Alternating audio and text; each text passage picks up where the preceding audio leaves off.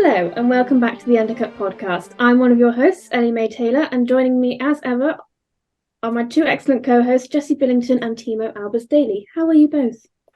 I'm not doing too bad. Had a busy Easter weekend. Again, we've had one of our little holidays away. Went up to Donington Oh, Park, didn't we? We saw some classic racing, which was nice.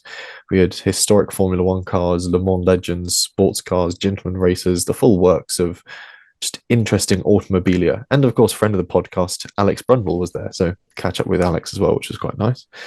And then, yeah, spent the rest of Easter just eating chocolate and fixing the MG, which now works entirely. It's great. It's got a new starter motor on it, fires right up, runs and drives. All is good. I give it less than 6 months. I don't even give it 6. It's going to be 3 before I have to change something else on it. Oh well, I'm also quite good, having a nice time with it at the moment. How are you, Ellie-May? I'm good, thank you. Like Jesse said, been to Donington. I now weirdly feel refreshed from it. It kind of revived me. But anyway, whilst there is a gap in the F1 calendar, we thought there's no better time to go through the Formula One's brand new series, F1 Academy. If you don't know what it is, it's an all-female single-seater racing series which aims to develop and prepare female drivers in order for them to progress further up the single-seater ladder. They'll be racing at 7 different circuits, which we'll touch upon the calendar later, but 5 of these are F1 circuits, although they will not be racing on the same weekends. But Stefano Domenicali has already announced that they will be racing alongside F1 next year. The race weekend consists of 2 qualifying sessions and 3 races per weekend, so it will be action-packed. We have also touched upon this in the past, but Susie Wolff is the managing director for F1 Academy. She has both a racing and management background after being a racing driver herself and CEO of Rocket Venturi Formula One team, just to name some of her achievements. So she can amalgamate all her previous knowledge into making F1 Academy a successful racing series for women. There are 5 teams involved, each with 3 drivers. So without further ado, Thiemo, would you like to open up with the first team on our list, ART Grand Prix? I shall. As you say, ART Grand Prix. We've got 3 drivers, as you mentioned there. So the first on my list is Leah Buhler, who is one of the ones that I predicted would be in F1 Academy. I shall do this a couple of times throughout this podcast, don't you worry. She's a 25-year-old Swiss racer, and she first began competing in BMXing, interestingly enough, at an international level before switching over to karting in 2016. 4 years later, she made her single-seated debut, claiming 6 top 10 finishes in the Spanish F4 Championship. She then became the first female driver to race in the Formula Regional European Championship by Alpine. Need a shorter title for that, Alpine, in 2021, and had a best result at 20th there, but was unfortunately forced to end her second campaign early last year. She did, however, compete in F4 UAE Championship earlier this year with the highest finish of P15 to get that experience going again, and also tested for W Series last year. So a lot of single-seater interesting stuff there. Is kind of the perfect driver to start this whole shenanigan podcast off with, because it's the kind of driver who needs that opportunity to prove herself and keeps getting cut short for whatever reason, left, right, and centre. So it's kind of prime in that age category of not being too young, not being too old, which again, old with these drivers is still silly anyway, because you're in your mid-20s and you're old, but you know. So it'd be very interesting to see how she develops there. Second driver for ART, we've got Carrie Schreiner, who's 24-year-old German. She began a career in karting, becoming the first woman to win the 2012 ADAC Kart Masters in the X30 junior category. She then competed in British and German F4 championships in 2016 before switching to GT and endurance racing, claiming both the Lamborghini Super Trofeo Middle East and DMV Gran Turismo Touring Car Cup titles in 2018. So a lovely bit of kind of variety to her background. She also became the first woman to win a race in the selective Porsche Sports Cup, and in 2021 she finished 5th in the Italian GT Championship. Like I said, the GT kind of endurance racing background, not sure how that often comes transferring over to single seaters. You see it more in the opposite way. But after having a chat with Francesco Pizzi, which you can listen to on the channel for this podcast the other day, it kind of works quite nicely as a complementary way to, it's a different kind of endurance, different kind of sprint. So I think that as long as it's like we always say whenever we're kind of talking amongst each other, daughter drivers, as long as you've got that bit of variety in your wheelhouse when it comes to racing, then it should serve you well, and you never know what you're going to be able to apply from one category to another. So be very interesting to see how she gets on there. And then the third and final driver for ART is you've got Chloe Grant. So in 2020, she became the youngest driver to earn a Motorsport UK junior racing driver license in Scotland before winning the CKRC and BWRDC Kart Sports Championship titles. This was followed by a switch to car racing in 2021, where she drove in the Junior Saloon Car Championship, then moved over to UK GB4 Championship the following year and finished ninth in the standings, achieving 10 top 10 finishes in the final 12 race of the season. So interesting lineup, very varied backgrounds for all of them, and kind of ART covering all bases. I think there lots of experience in different areas, and I think just kind of very much seeing how it will go, but there's a lot of potential in that team. It's certainly an interesting lineup for ART. I was just looking over sort of their sort of full grid picture, and ART are running a very similar livery to what we've seen on their sort of F2, F3 cars, which again really helps ape the idea that this is a proper feeder series. This is where we're going to see these sort of familiar team names bringing this talent through the ranks. And we've got an interesting sort of picking base for, even within ART, within these three drivers, we've got drivers coming from very different backgrounds in motorsport, which is hopefully going to bring some interesting driving styles, techniques, and performances to the field. So certainly a lot to look forward to in that regard, at least. The last thing I'll say on that one is, like we see throughout the rest of the grid as well, is that with all these varied backgrounds, it does smack a little bit for me just of extremely in the most random kind of way of like, you've just got a lot of drivers with a lot of various different backgrounds all coming together in one place where it's all kind of equal machinery to see how they can do with all the different backgrounds. So it'd be very interesting, not just within that team, but throughout the whole grid, like you say. And we say equal machinery. I was looking at the cars as well. I haven't delved too deep into the specs of them. I think they're going to be around W Series F4 spec. But interestingly, the aero on them looks like a weird hybrid between sort of the F2 cars, the F3 cars, and the F1 cars, especially with that rounded sort of rear wing. It's got a lot of aspects that could see the drivability and performance of these cars being an appropriate challenge as well, something where drivers get a real chance to show off their ability to sort of control a car on track. So certainly something to look forward to in that regard as well. I'd love to find out a bit more about the tech of these cars and quite what's gone into them, but something for another day, certainly. We'll move on to PREMA, which is the next team on our list. And one of their drivers we'll kick off with is Bianca Bustamante. Made her single-seater debut last year, competing in W Series, scoring points in her first race with a 9th place finish in Miami. The 18-year-old went on to finish the season 15th in the driver's standings, claiming the top rookie honours. And Bustamante is currently competing in the Formula 4 UAE Championship with PREMA already, ahead of her debut in the all-female series, and has already scored points in this season at the third round in Kuwait.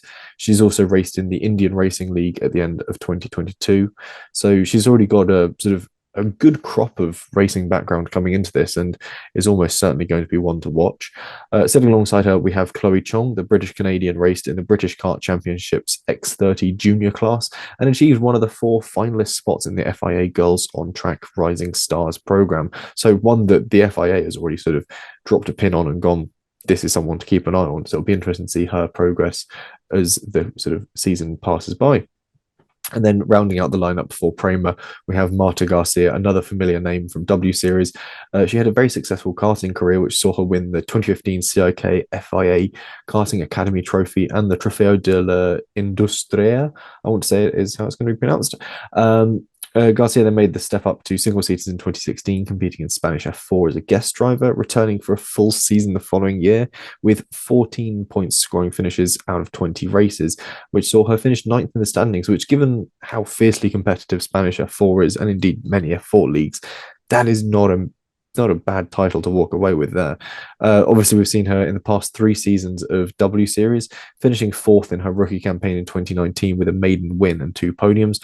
And she then went on to score 2 further podium finishes in 2021 and 2022, alongside a pole position in Singapore last year. So she is fiercely competitive, and again, definitely going to be one of the ones to keep an eye on, given she's got this far greater breadth of history in single seaters.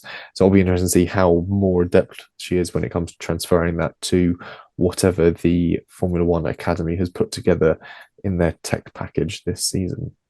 She's someone I was hoping would potentially have gotten an F3 or an F2 seat even for this year, because like you say, she's very competitive in what she's already proven herself there. So hopefully this is going to be, again, it's hard to know who's going to be fighting for a championship. We haven't even had a race yet, but Marta Garcia just screams of fast Spaniard in terms of Alonso, and Alonso incidentally is one of her racing heroes, so I wouldn't be surprised to see her emulate that. And it's kind of, she's got not a lot of pressure on her shoulders, but I think there's maybe more of an expectation with her than some of the others because she's got this strong background already in single-seater racing. Yeah, I think there'll definitely be a pressure there for her, or an expectation for her to achieve. But given what we've seen of her, especially in the likes of W Series, I don't have any doubts that she won't achieve, which is, that should sound positive, but it's weirdly phrased for me. Plus, PREMA have a good background generally with drivers, especially in the junior categories of F2 and F3. Yes, very much so.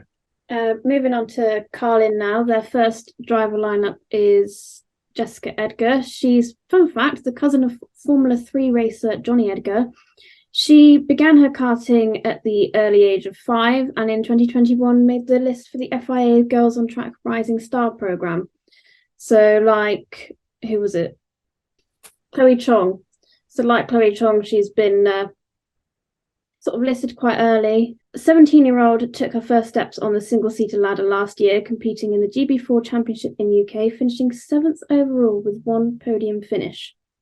The next driver is Abby Pulling, who, for me, I think she's definitely the one to watch in this season. She was an absolute powerhouse in W Series and was also coached by Abby Eaton. Is that? Alice Powell. Alex Powell, that's it. The 19-year-old W Series veteran joins the outfit as well as remaining in the Alpine Driver Academy. Despite only being in 4 races in W Series in 2021, she finished in 7th overall with 40 points to her name and got pole in Austin. She then finished 4th in 2022 with 2 podiums.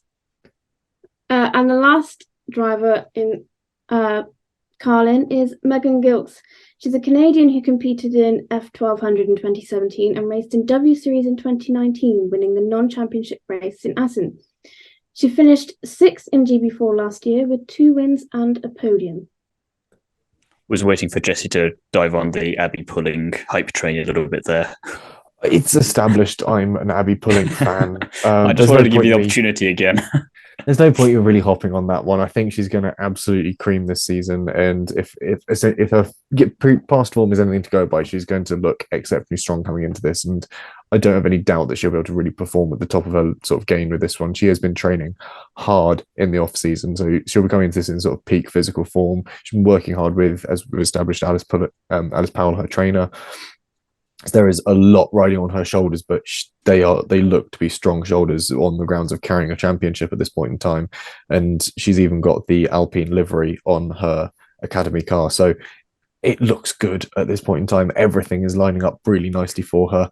And it's not like she's going to be up against a sort of duff teammate set either. She's against Jessica Edgar, who's really hot talent coming through, and Megan Gilks as well is someone to certainly keep an eye out for and has got sort of previous form in single seaters. But yeah, I think Abby Pulling is going to be the one to really keep an eye on and watch, as I think certainly she'll be one battling against Marta Garcia as the rounds go by. And there's certainly a few other names that we're about to come across that will probably throw a good spanner into the works there. Yeah, and one last thing on Megan Gilks there as well is that, like Leah Bula before her in ART, it's nice to see her getting this opportunity again, because she obviously had the W Series, did all right there, but didn't do enough for the opinion of W Series to stick around for the other 2 seasons. So you never know when your last opportunity is going to be in some, even if you are young and just starting out for something. So for her to come into F1 Academy now is pretty good for her to hopefully be a good chance for just to prove that she's still got it and she's gone away and learned some stuff and improved. It'll be interesting to see what that sort of time away from it and then the latter development has sort of had with regards to her driver role. Thiemo, you've got some notes for us on Campos. I do, and I'm really looking forward to seeing this team in action, to be perfectly honest. I mean, not just because I've talked to all 3 of these drivers previously from the Curves, but just because they're all just really strong in their own right as well. And like you were alluding to, this first driver is potentially another championship contender straight at the box before we even have a race under our belts, because that's Neria Marti. She secured a maiden podium in her first Spanish F4 race, ended that campaign 16th in the championship. Then in 2021, she moved to W Series and finished the year as the highest placed rookie, kind of showing Bianca Bustamante the ropes before Bianca Bustamante even turned up there. So she was 4th in driver standings overall. Then in 2022, she took her maiden pole position at the first round in Miami and scored 2 podiums across the season, ending up 7th overall by the end of the year. She also took part in the all-women's FIA Formula 3 test at Magny-Cours in November of last year. Christ, was that only last year? Time is weird. She also drove in 2 races for Campos in Valencia in the Formula Winter Series this year, where she scored 9 points in total, finishing P14 overall out of the 20 classified in the standings, which, considering only 2 races out of an 8-race championship and you get that high up in the standings, not too bad. Then you've got Lola Loven-Fossey, French driver who competed in Spanish F4 in 2021, and last winter continued getting single-seater experience as she competed in the inaugural season of the Indian Racing League alongside Bianca Bustamante. Also racing the Formula Winter Series, getting 4 points after also racing in 2 events, also with Campos. So you can see there's a pattern forming here. And then third is one of the rookies that I'm most kind of eagerly anticipating to see in the car, because it's Mati Cesares. She's a Uruguayan driver with a lot of potential for me. W Series test ahead of the 2022 season. Didn't go there, but then she also competed in Spanish F4 in 2021 before moving on last year into the USF Juniors over in the States. And with one of my personal favourite overtakes just generally in motorsport last year at COTA at the final round. You've got the S's when you're coming down after turn 1. And you've got God knows how many cars are in. I think you've got around 30 cars, 27 maybe in the championship, but I think you've got maybe 30 in a race. And as she's going all full speed through the S's, and they're all pretty bunched together, and she goes and overtakes one of them, or 1 or 2 of them at least, on the outside, going through those corners, which as much as the outside changes when you're going through, the pretty ballsy and ambitious, and it was just chef's kiss of an overtake. I mean, that's the equivalent of really sending one around the outside at Maggots Beckett's, because it's no Pretty secret much. that section is designed to be Maggots Beckett's. It's laid out and spaced out the same as the Silverstone section. It is designed to be essentially a copy paste of it. So if you're able to send one around the outside through Maggots Beckett's, you've got some cojones right there for certain. Oh, most definitely. And the fact that we've got Austin on the calendar for F1 Academy this year on an F1 weekend, that's all I'm going to mention on that one. We'll just let that rest. But she was 21st out of 27 drivers overall in the standings with 45 points to her name. She also competed in the Formula Winter Series for Campos this year too, with 7 points in her 2 races, just a couple behind Neria, who was a bit further up. And just one to watch for me. She's very exciting. We don't have a lot of drivers from South America generally, both male and female, just as a total thing. So it'd be very nice if we could get someone, especially from a smaller country like Uruguay. And there's just a lot of potential there. And I just think, when you see a driver coming up in F3 or F2, Jesse, and you just think that one's worth keeping an eye on. That's what I've got on this one for Matty and for Campos there. Certainly one to keep an eye on. And when it comes to sort of drivers from South America, I mean, you're really looking at some big names from South America. At least you're looking at, obviously, you've got your Sennas, Matt Fangio as well, comes from Argentina, same neck of the woods. But yeah, when it comes to having had big names make it through to Formula One in quite some time, also we've got the 2 Fittipaldi brothers, but that's about it really at the moment coming from that part of the world. So it's quite underrepresented. So it's nice to see this sort of extra wave of talent coming through from that part of the world and being sort of recognized and respected. So it's all good things in that regard. Speaking of some incredible representation, we've got a really nice double here in MP Motorsport. We've got Hamda Al-Kabasi and Amna Al-Kabasi, both of them stepping forward from the Middle East. I can't remember for the life of me where their home nation is. But regardless, Hamda got into single-seaters in 2019 through the Italian F4 season. And 2021, she made history becoming the first female racer to claim a podium in the championship, alongside finishing 4th in the F4 UAE champs, where she achieved 2 wins and 6 podiums. After that, the 20-year-old participated in both the Formula Regional Asian and European championships, where she also competed in F4 UAE earlier this year as well, just sort of going back to it and racking up another 12 points, but also managed to break her arm in the process. But she's willing to push herself to get points. The determination is certainly there. Meanwhile, Amna Al-Kabasi made her single-seater debut Italian F4 a year prior to Hamda. This was 2018, where she gained 2 seasons of experience in the format before becoming the first Emirati, and there we are, there's your answer, Emirati and female racer to compete in the Formula 4 UAE Championship the following year.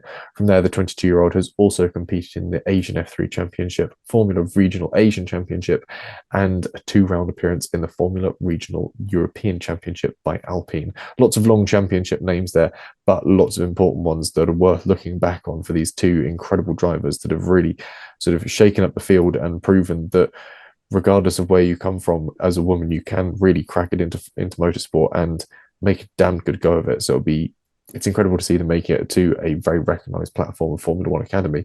And also very different for a change that we've got sisters in the same team in the same championship. We're used to seeing siblings in motorsport, but not necessarily in the same team on the same kind of racing series. Like you've got Arthur Leclerc and Charles Leclerc. You've got you had Michael and Ralph, but you don't generally see. You took a while for them to get racing together, and even then it was like, here's Michael, and then there's Ralph over here.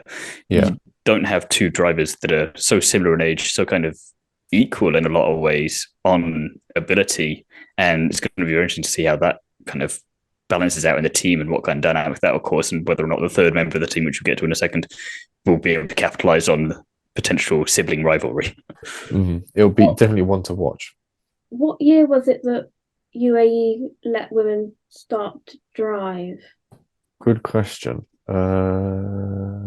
Yeah, it just says that they are allowed to drive. It doesn't say when, but this was published 2021.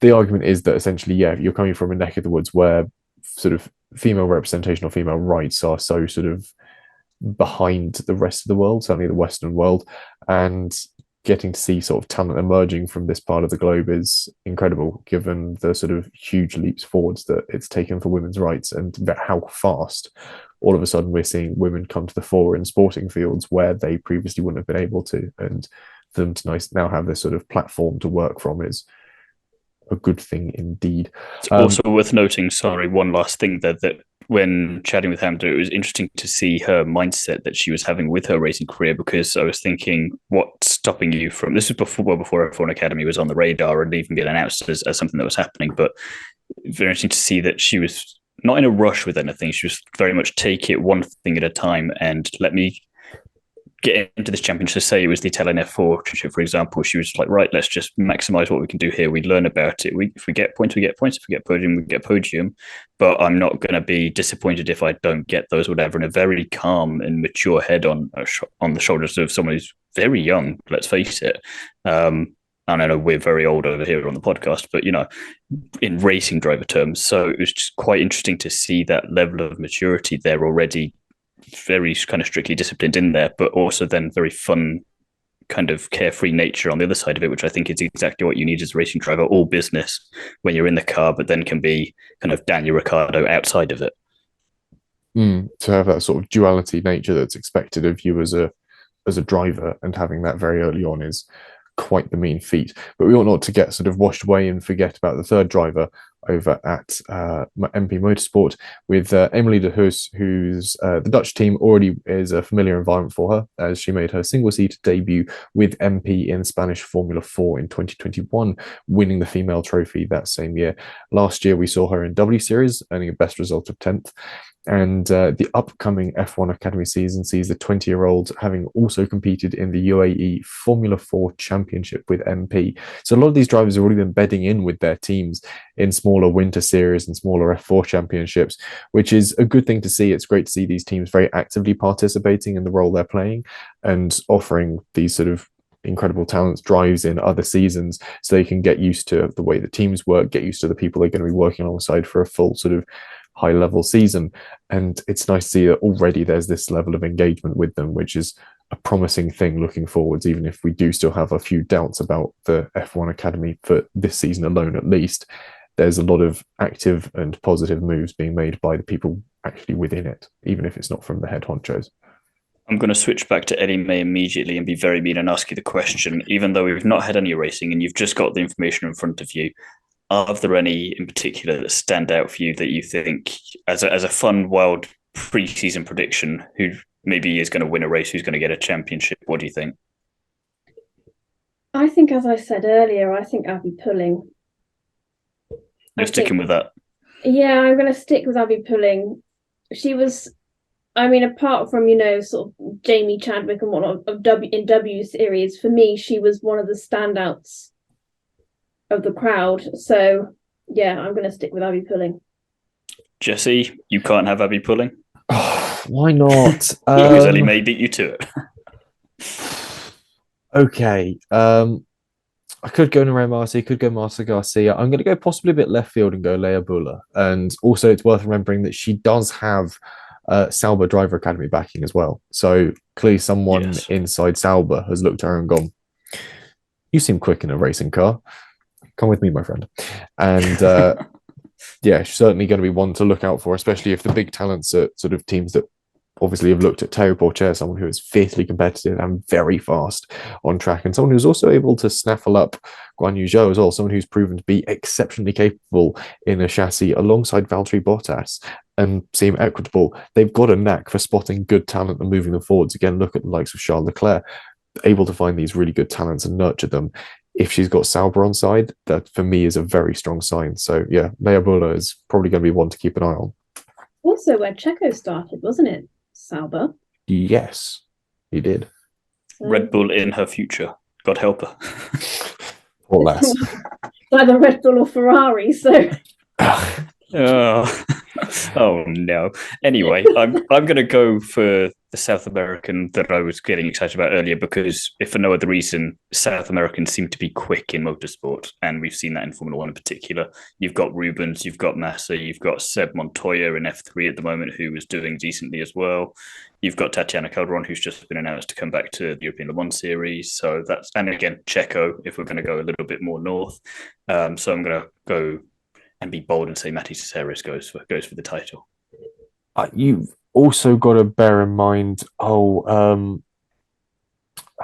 you're going to really hype up and say South American drivers are great, who is the one for Williams whose car caught fire after he got his maiden win? Oh no, not this again. I'm going to completely torpedo your Pastor Maldonado. Pastor Maldonado, yeah. So I'm going to completely torpedo your thing with Pastor Maldonado. He was from a different country, so it's fine. You said South America. Yes, but now I'm changing it to Uruguay because then I've got 100% success or fail race and I can ride or die with this driver. Remind me where was Pastor Maldonado from again? Venezuela, wasn't he? Yeah. Yeah. Still. He got a win, so it wasn't that bad. They also did have the nickname Crash to Maldonado. Anyway, back to F1 Academy. And then Ellie-May, please talk about the calendar. Yes. Yes. As we said at the start, F1 Academy will race at 7 tracks this year. Their first is Spielberg on the 28th and 29th of April. They then go to Valencia on the 5th, 6th and 7th of May. Barcelona on the 19th, 20th and 21st of May. They then go up to Zandvoort from the 23rd, 24th and 25th of June. Monza on the 7th, 8th and 9th of July. Le Castellet, which means I can finally wear my Paul Ricard bucket hat on a race weekend. On the 29th, it'll be a Spa F1 race weekend as well, so you'll be kind of torn there, but yes. I will also be at Formula E.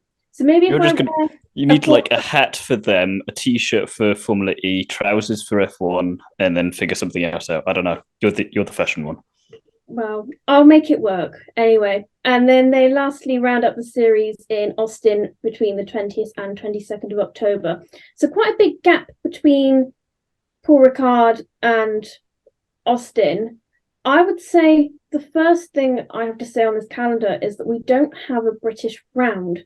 Whether that be, whether they had it at Silverstone, Brands Hatch, Donington, I think they're missing out because last year W Series was the second most watched motorsport event in the UK since Sky Records began. So maybe the opportunity has been missed, but then perhaps maybe we'll see it next year if this calendar gets bigger. I don't know.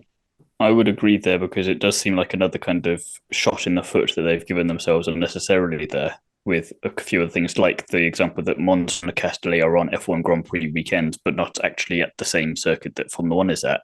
It does seem a little bit odd that you wouldn't try and maximize that. It's also worth noting at time of recording, we're not actually sure where this will be broadcast yet. No one's, we assume Sky, maybe Channel 4, because they're the ones in the UK that have that, but it's not actually been said or confirmed yet, and maybe it's just going to be an F1 TV thing. But again, for something that is happening this month, and depending when you're listening to this, very, very soon, you'd think we'd know by now. Yeah, you'd at least hope YouTube. Did they not film W Series have their free practices on YouTube? They did free practice and qualifying, I think. Yeah. And then It never Formula E been- is obviously on Channel 4's YouTube channel this year. Yeah, So there's precedence for it. hopefully, at least if it's not aired live on TV, it will be live on YouTube that we can. Might not be a bad idea either if they can promote it correctly, and then you've got a global audience straight away there. You don't need to worry about access because everyone can get onto YouTube. And again, it's just about making sure that they have enough eyeballs looking at it and they've done a decent job promoting it, which if you're directly competing with F1 on a couple of weekends, you're going to want to make sure you get that right. I think a key element to this is also going to be not hiding it behind a paywall. I think people are willing to pay that for Formula One to get access to things like F1 TV and Sky Sports. Or at least include it with F1 TV or Sky Sports. Or there's got to be some way of fairly accessing this and giving it a fair chance at succeeding and getting the viewership numbers that it needs for it to work. And equally, this is marketing wise and sort of finance wise a lot bigger than W Series. You're looking to have proper sponsors come in and sponsor these proper teams that have come together to do this. W Series had, I don't want to say some sort of hokum teams come together for it, but there were not big recognizable teams coming together for it, and they were a lot of very UK centric teams coming together to make this work. If you're going to pitch this as a big international series, you want to make sure that people from across the globe can watch it and also thus drive the sponsorship and the money that's needed to get these women further up the ranks. There's no point in lying about the fact that eventually they're going to need sponsorship money, which is fine if you're the likes of Abby Pulling or Leia Bueller, where you've got these big teams already backing you. But if you fall outside those 2 out of the 15 drivers, you really got to hope that there's some big TV eyes watching this and some big TV advertisers also watching this. I think the problem of having some of these races on a clashing with an F1 weekend is that, say Sky film it, they're going to have one production team in whatever F1 weekend they've got, and also be at F1 Academy. That's then 2 separate money, sort of lot of money, different presenters. They're also on at the same time, I think, because even with European, because it's all in Europe, those 2 rounds, and it's all kind of a bit messy on that front. So then you're obviously going to prioritize the F1 from a marketing perspective if you're Sky, but then do you have F1 Academy on some other random Sky Sports channel? Do you show highlights of it later? How do you go about that? We don't know yet. And it just kind of, again, it does seem a bit like it's all been cobbled together last minute. I mean, we've had this discussion before about why did they not just take W Series and kind of, give it a new set of tires, give it a new look kind of thing, make the changes where it needed to be and insert it somewhere and just kind of rebrand it and do it from there instead of starting from scratch, because it seems this first year, as good as it potentially will be from a racing perspective, and I don't doubt that there will be some good races because as we've seen from the drivers, we've got a lot of great talent there. But in terms of everything else, it does seem a little bit like, we haven't really thought this through. And even Susie Wolff was saying that she wasn't brought in time to have an influence on any of the major decisions for this year. And a lot of her role for this year will be in an observational capacity, which great for next year.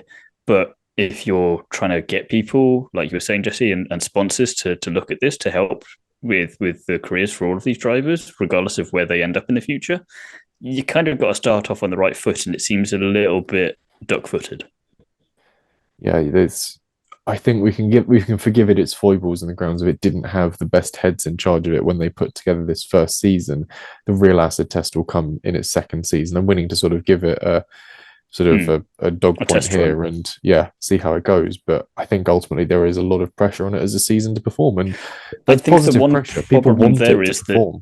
You and I, and you as well, Ellie-May, and all of us motorsport fans, we're willing to give it the test run, but that's our prerogative as motorsport fans. It shouldn't be F1 that are like, we'll give it a test run. They should be like following up their words with actions and how much they say they believe in it, how much they want it to work.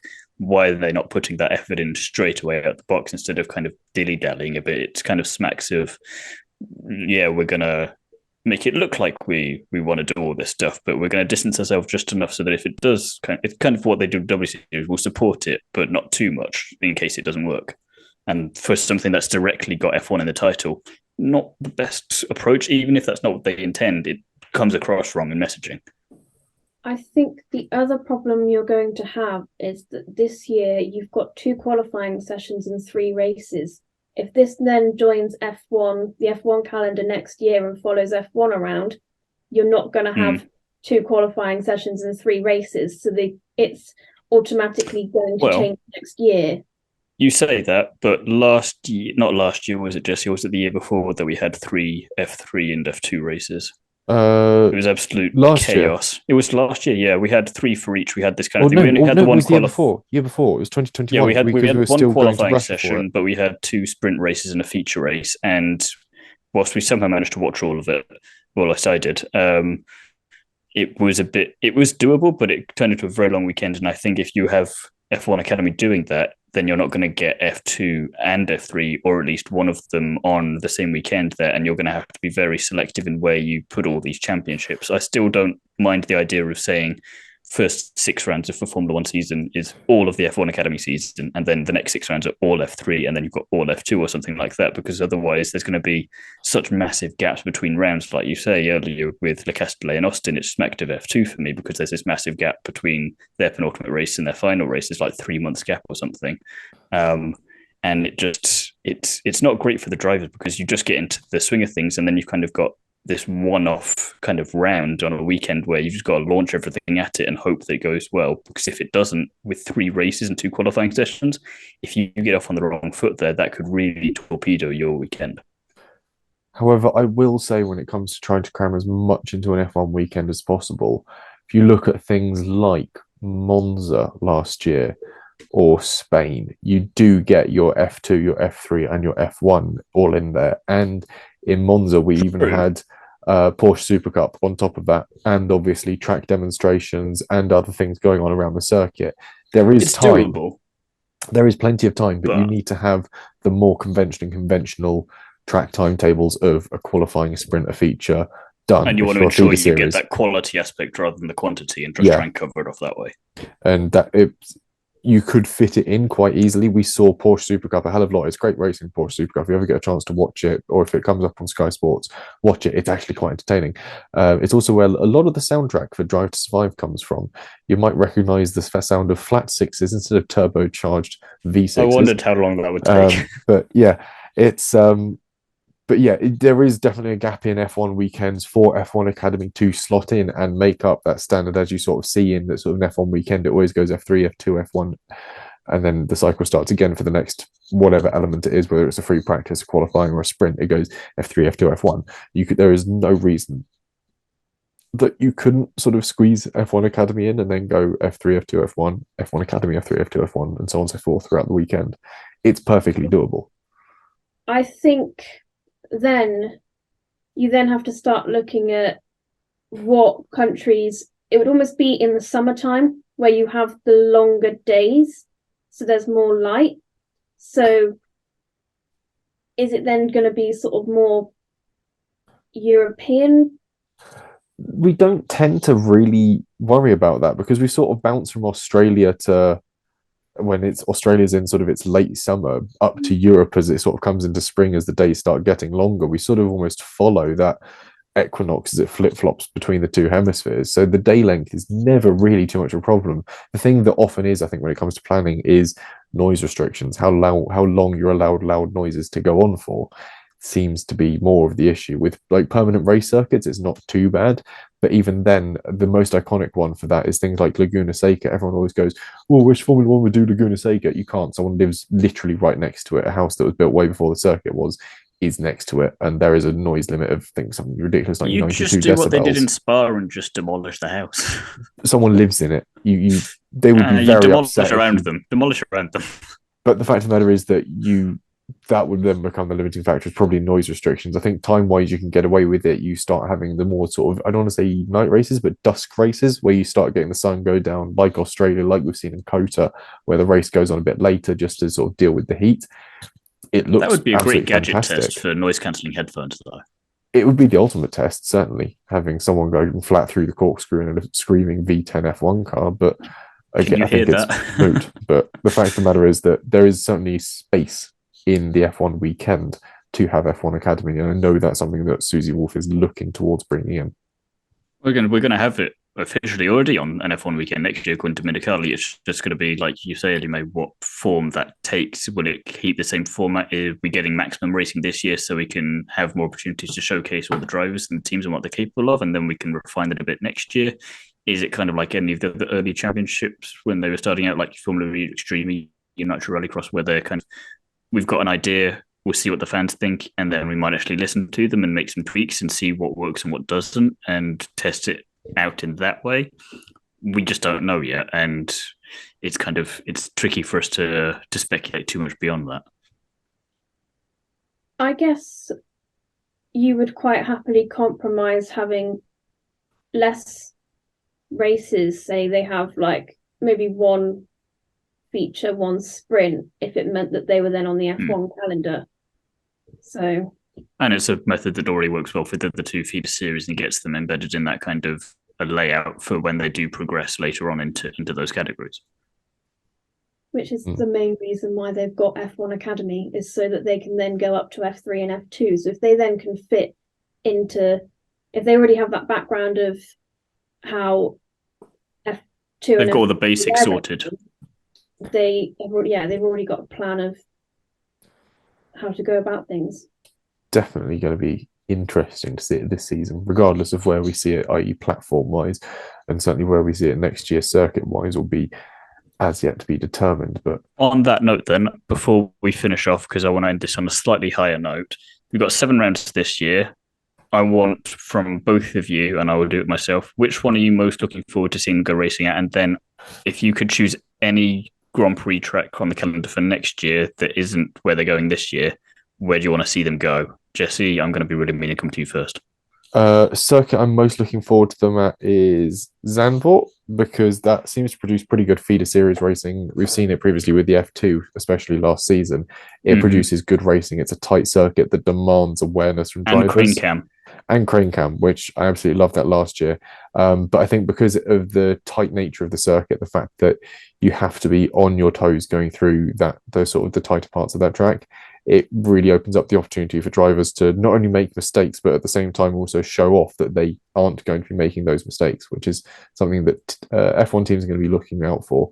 And equally, it's a track that does feature on the F1 calendar. So again, there's going to be some base level to test against. You've got other feeder series that go there. So it's a good one to sort of measure against and use as a yardstick. For circuits that I'd like to see them at in the future, I think purely on sort of British bias, I'm going to have to say something like Silverstone, because again, it's that idea of putting them against smacking the table, putting them against a circuit that's well known and well proven, but equally British fans and Britons in general love a bit of motorsport. You've got to look at the incredible wealth of motorsport series that aren't sort of high tier motorsports that the UK follows, supports and enjoys.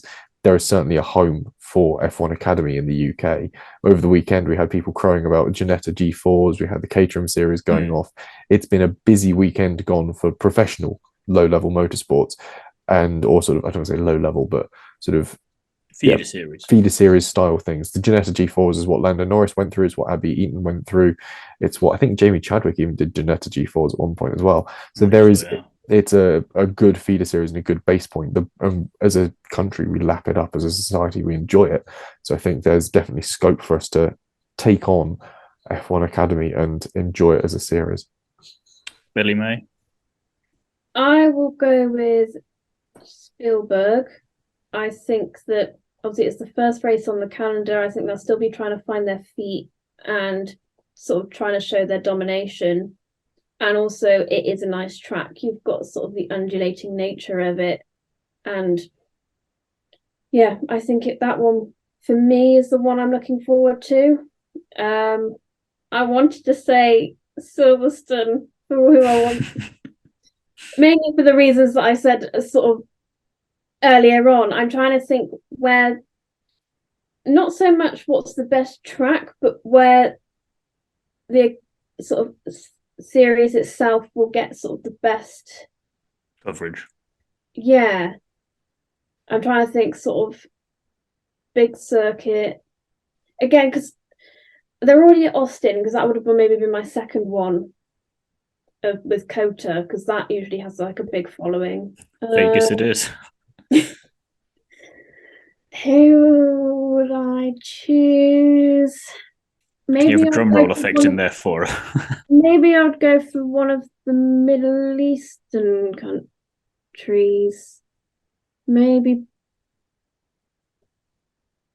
Bahrain.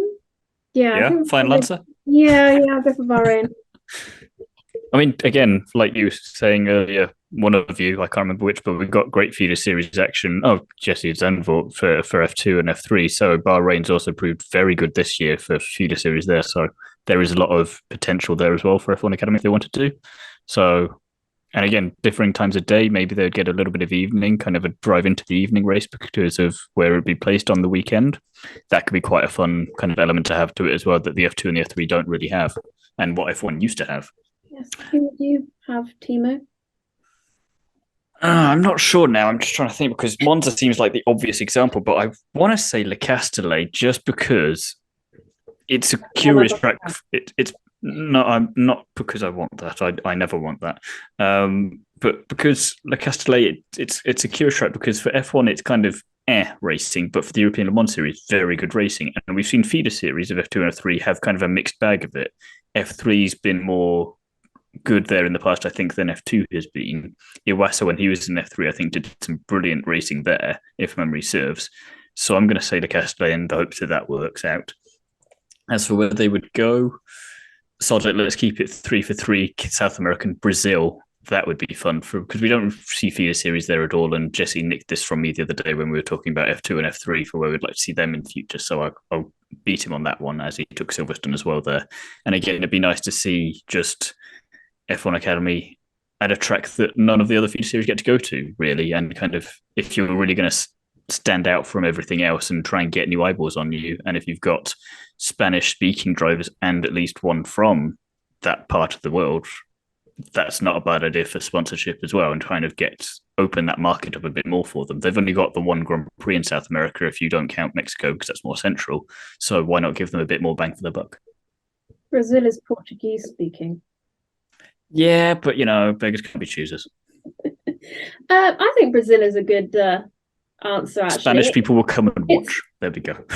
It's a very difficult track. So if you can really show that you can drive on that track, I think it will raise people's eyebrows and think, oh, maybe we should watch her. Maybe we should have her on our team. Yeah. Thiemo, where can the people find you? In the meantime, people can find me over on the Curbs, the Nitro RX podcast, Is It Fast, Paddock Passion, and Paddock Sorority. Lots of lovely new content there each week, and some good feeder series stuff coming as well on that side of things as well. So keep your eyes and ears peeled for that. Ellie-May, when you're not planning world domination by stroking a white cat, where can the people find you? I'm just trying to stop the cats from killing each other, but you can find me co-running our Instagram page and running our TikTok account. Or hugging a cat. Jesse, where can people find you? You can find me all across the web, Twitter, Instagram as @JesseOnCars. You can also find me in the real world writing for Classic Car Weekly, doing all sorts of events, road tests, reviews, drives, and just all sorts of things really for the paper and getting my name out there and published. So all good fun in that regard and very busy moreover. That's all we've got time for in this episode. We'll be back soon with more F1 and feeder series content. We should hopefully have an interview coming out soon as well with Abby Eaton, as myself and Jesse were fortunate enough to have 5 minutes with her whilst she was racing at Donington this weekend in Alex Brundle's Mustang.